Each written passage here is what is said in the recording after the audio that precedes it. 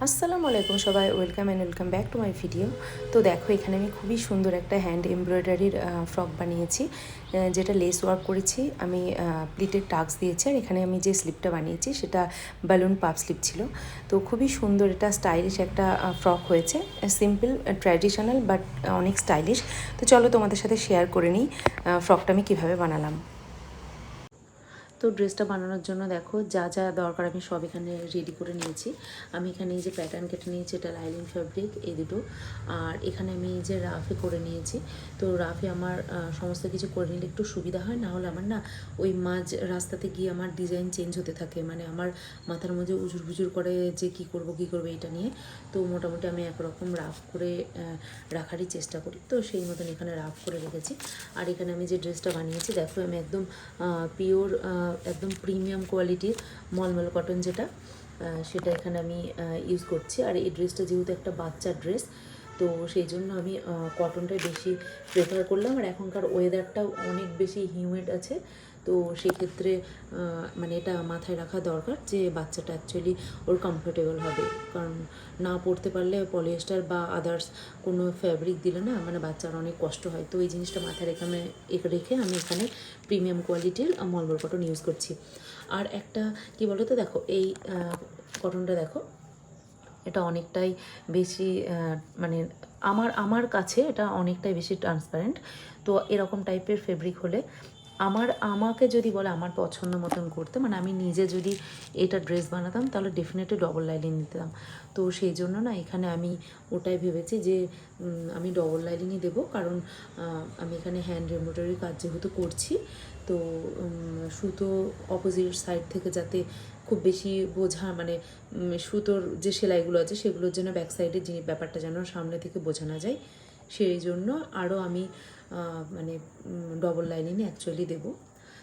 কিন্তু বাচ্চা মেয়ে সিঙ্গেল লাইনিং দিলেও হয়ে যেত, বাট আমার নিজের মানে আমার ইচ্ছা করছে, মানে আমার মনে হচ্ছে যে এটা ডবল লাইনিং দেওয়াটা বেশি ভালো হবে, তো সেই জন্য ওটাই আমি করব। আর এই ড্রেসটা সম্পূর্ণ ক্লায়েন্ট আমার উপরে ছেড়ে দিয়েছে যে আমার যেমন ভালো লাগে তেমন করে দিতে, তো সেই মতনই অ্যাকচুয়ালি আমি করব। তো চলো এখন আমি লাইনিং ফ্যাব্রিকগুলো কাট করে নিই, তো তারপর আমি দেখাচ্ছি আমি কি করছি। তো দেখো, এখানে আমি ফ্রন্ট পার্টটা নিয়েছি। তো আমার এখানে এই যে মেন ফেব্রিক, এটা আমার একটা অন্য পারপাস অ্যাকচুয়ালি কাটা ছিল, তো ওটা আমি ইউজ করে নিচ্ছি। তো আমি এখানে না, আমার কাছে এই রিভিল সিভিল যে টেপগুলো পাওয়া যায় ওগুলোরই শিট ফর্মে আসে, তো এই শিটগুলো আমার কাছে আছে। তো এখানে আমি শিটটা অ্যাকচুয়ালি ইউজ করব। তো এখানে আমি দুটো ফেব্রিকের মিডিলে এই শিটটা রেখে দেন মানে আমি প্রেস করব, তাহলে না দুটো ফেব্রিক খুব সুন্দরভাবে আটকে যাবে। তো এখন আমি এটাকে ভালোভাবে একটু সেট করে নিই দু হাত দিয়ে, নাহলে ভালোভাবে হবে না অ্যাকচুয়ালি। তো আমি এই যে মেন ফেব্রিকটা আর লাইনিং ফেব্রিকের মিডিলে আমি এই টেপটা রাখবো, দেন এটা দিয়ে সুন্দর করে প্রেস করে তারপর আমি দুটোকে মানে জয়েন করে নেবো, দেন আমি হ্যান্ড এমব্রয়ডারির যে কাজ আছে ওটা স্টার্ট করব।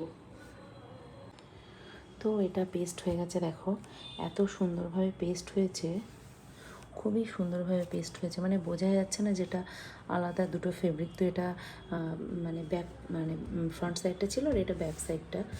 তো চলো এখন আমি এটাকে কাট করে নিই। আমি পুরো যেমন সেম টু সেম আছে এরকম কাটবো না, একটু বেশি করে কাপড় রেখে কাটবো, কারণ আমাকে হ্যান্ড এমব্রয়ডারি কাজটা করতে হবে।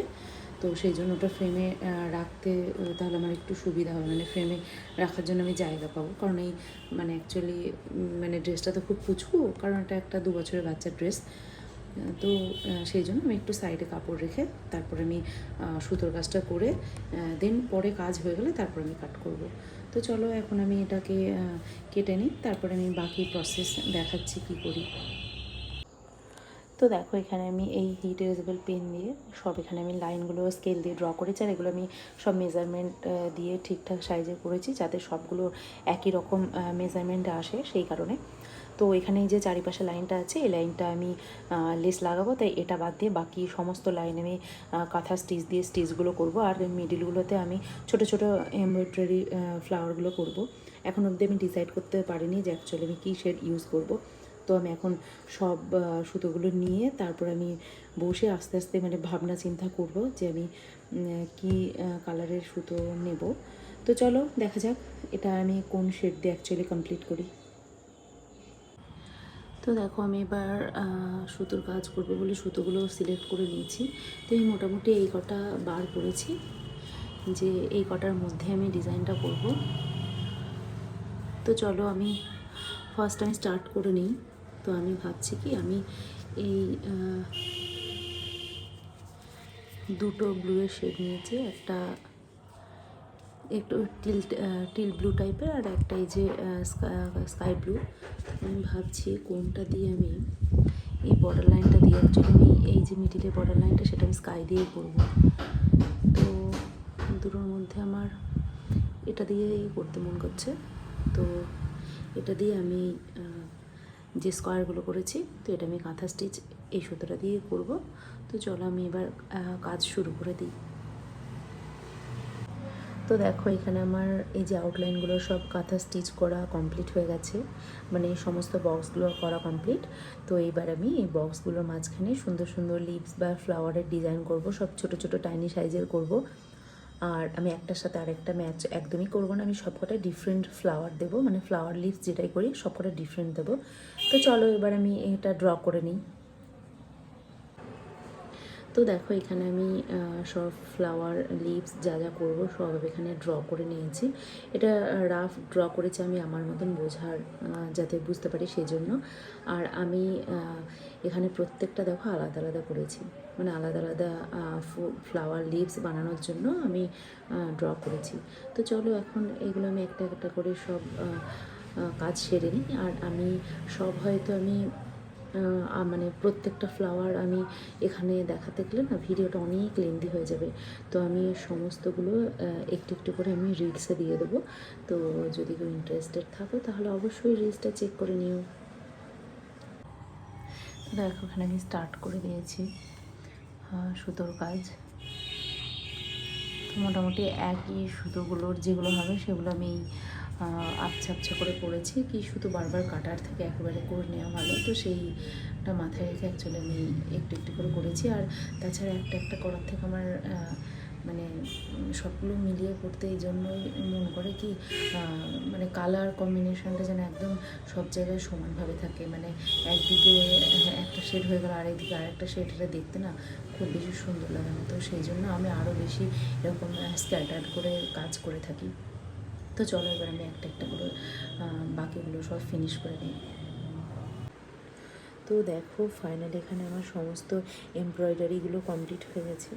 তো অনেক সুন্দর লাগছে, ভীষণই কিউট দেখতে লাগছে। আমার সব থেকে না বেশি ভালো লাগছে এটা, এত কিউট দেখতে লাগছে। তো আমি এটাকে কাট করে নিয়েছি, মানে যে এক্সট্রা ফ্যাব্রিকগুলো লাগিয়েছিলাম সেটা। তো এটা লাইলিন ফ্যাব্রিক, আমি এখানে নেকলাইনটা করেছি।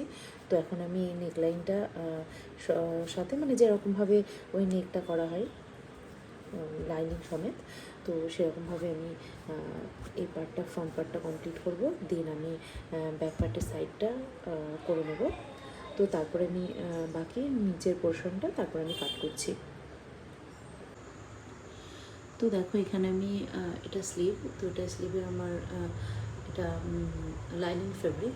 তো আর এটা হলো স্লিভের মেন ফেব্রিকটা। তো একটা জিনিস দেখো, আমি যেটা স্লিভটা বানাবো সেটা হচ্ছে ওই বালুন স্লিভ যেটা হয়, বালুন পাফ, তো ওটা বানাবো অ্যাকচুয়ালি। তো দেখো স্লিভটা কিন্তু এইটুকু, মানে এইটুকু মেজারমেন্ট, মানে বুঝতে পারছো এইটুকু। আর এতটা পুরোটা হচ্ছে গ্যাদারের জন্য নিয়েছি আমি। তো আমি প্রথমে লাইনিং ফেব্রিকটা কাট করে নিয়েছি, দেন এই প্যাটার্নটা কেটে আমি এটা এখানে বসিয়েছি। তো এটা এই যে গ্যাদার করার জন্য, মানে বালুন স্লিপ করার জন্য অ্যাকচুয়ালি প্যাটার্নটা এভাবেই করতে হবে। তো আমি সেই জন্য এভাবেই করেছি। তো এখন আমি এটা কাট করে নেবো, আর আমি যখন স্লিপটা বানাবো তখন উপরের নিচের গ্যাদারটা করে দেন এটার সাথে ম্যাচ করিয়ে স্টিচ করলেই মোটামুটি চলে আসবে আমি যেটা চাইছি সেটা। আর এটা দেখো ড্রেসটার নিচের পোর্শনটা, তো আমি লাইনগুলো কেন দিয়েছি, কারণ এই অ্যাকচুয়ালি এই লাইনের উপরেই এখানে প্লিট হবে। তো আমি 1/2 ইঞ্চ করে প্লিট দেবো, 3টে প্লিট দেবো এখানে। তো ওইরকম ইচ্ছা আছে যে 3টে পরপর প্লিট যাবে 1/2 ইঞ্চি করে। তো সেই মতন আমি অ্যাকচুয়ালি মেজারমেন্টটা নিয়েছি। তো চলো এবার আমি আস্তে আস্তে সবগুলো মানে এই সমস্ত কাজগুলো আস্তে আস্তে আমি সেরে নিই, আর প্রত্যেকটা পার্ট করার পরে আমি তারপর আবার দেখাচ্ছি কীভাবে কেমন কী হলো। তো দেখো এখানে আমি না যে 1.5 ইঞ্চের গ্যাপে আমি মার্কটা করেছিলাম সেখানটাতে করে দেখছি যে একদম কাছাকাছি হয়ে যাচ্ছে। তো সেই জন্য আমি ফার্স্ট আর একদম লাস্টটাকে মানে টাক্সটা করলাম, আর মিডিলটাতে আর করিনি। তো এই দুটো গ্যাপ ছিল 3 ইঞ্চ। তো আমি আবার একটা 3 ইঞ্চের এখানে আরেকটা আমি মার্ক করে নিয়ে দেন এটা করব। তাহলে কি এই টাক্সগুলো খুব সুন্দরভাবে মানে মানে প্লিটেড হয়ে বসবে। নাহলে এটা না একদম কাছাকাছি চলে আসছিলো, মানে পরপর এরকমভাবে লাগছিলো, তো যেটা দেখতে ভালো লাগতো না। মানে আমি যে ডিজাইনটা চাইছিলাম সেটা ওটা হতো না। তো সেই জন্য আমি এর মেজারমেন্টটা চেঞ্জ করে তারপর আমি এখানটাতে আবার ড্র করে নিলাম। তো এবার এইটা আমি টাক্সটা দিয়ে নেব। তো দুটো পার্টেই এটা কমপ্লিট করে দেন আমি আয়রন করে নিচ্ছি। তো দেখো এখানে আমার মোটামুটি ফ্রন্টটা কমপ্লিট হয়ে গেছে। তো আর এখানে আমি দুটো ছোটো ছোটো এখানে আমি ফুল আর পাতা এখানে করে নিয়েছি, কারণ ওইটুকু না ফাঁকা ছিল জায়গাটা, মানে তো অনেক খালি খালি লাগছিলো, সেই জন্য এই দুটো আমি করে নিলাম। আর এখানে আমি যে লেসটা আমি লাগিয়ে নিয়েছি। আর এই যে আমি নিজে যে পার্টটা করব সেটাও মোটামুটি এখানে আমার একরকম রেডি হয়ে গেছে। আমি এখানে গ্যাদারিংটাও করে নিয়েছি। আর এই যে নিচে টাক্সগুলো দিয়ে আমি এখানে ওই সেম লেস যেটা উপরে লাগিয়েছি সেটা এখানেও লাগিয়ে নিয়েছি।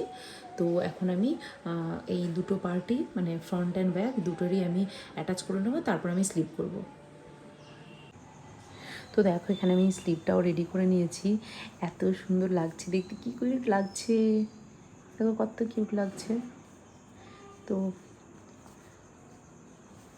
পুরো এরকম বালুন পাফ সেটা হয়েছে। যখন আমি অ্যাটাচ করবো না তখন আরও বেশি সুন্দর দেখতে লাগবে। দেখো এরকমভাবে হয়ে থাকবে। ওয়াও! তো চলো আমি স্লিপটা অ্যাটাচ করে নিই। তো দেখো ফাইনালি ড্রেসটা কমপ্লিট হয়ে গেছে। এত প্রিটি লাগছে, এত সুন্দর লাগছে আমার ড্রেসটা, মানে জাস্ট আমি এক্সপ্লেন করতে পারবো না, আমার এত কিউট লাগছে। তো দেখো আমি এখানে এই যে স্লিপটা করেছি, বললাম না বালুন স্লিপ করব। তো দেখো কতটা সুন্দরভাবে এটা হয়েছে, কতটা সুন্দরভাবে গ্যাদারিংটা করেছে। তো এই স্লিপগুলো অ্যাকচুয়ালি অনেক ইউনিক হয়,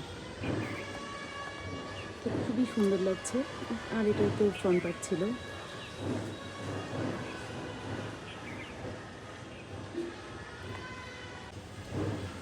দেখো এটা ছিল ব্যাক পার্ট।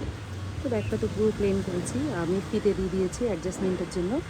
আর এখানে এই যে ব্যাক ওপেনিং করেছি, তাহলে তো খোলা যাবে না, সেই জন্য এটা করেছি। খুব সুন্দর লাগছে, খুবই সুন্দর হয়েছে ড্রেসটা। দেখো ব্যালুন স্লিপটা কত সুন্দর হয়ে আছে।